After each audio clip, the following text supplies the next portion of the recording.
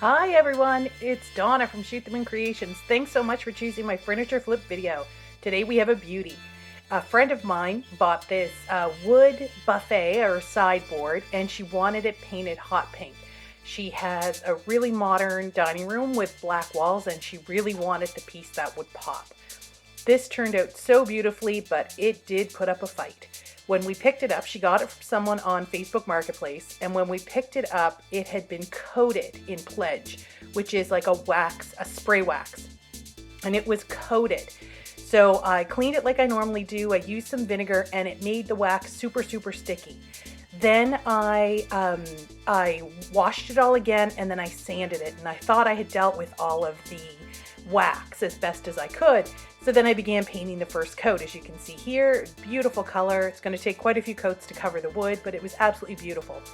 But then once I got into it, I realized pretty quickly I was running into a problem. After the first coat dried, you could still see where some of the wax was. So we'll show that in just a minute. So if you like videos like this, please subscribe. I've got tons more furniture flip videos coming, and I'd love to have you as a subscriber, as part of our family here. And if you have any questions, leave them in the comments below and I'll definitely get back to you. So we're soon going to be getting into my trouble spots. So I continue to paint the first coat. I like to do a nice thin first coat to give it a really good chance to bond. And this is chalk paint, I should say. It's the Bear chalk paint.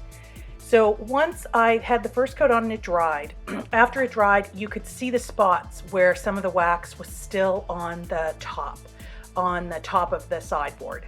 And it was in little dark circles. And so I went to scratch it and it peeled right off, just like wax would, where normally chalk paint is extremely durable and it really bonds really well and it's really hard to remove. So then I knew I had to do something about it.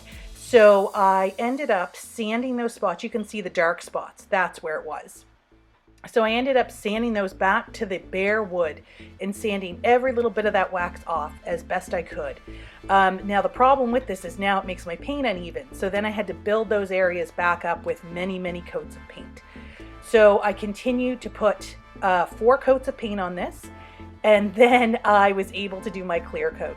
And in the end, it turned out beautifully. And another thing with this one is it had hardware that I had to fill the holes for the drawers. So I did that. I filled the holes before I paint it. And now I'm just putting the clear coat on. And then she had picked out some beautiful gold hardware.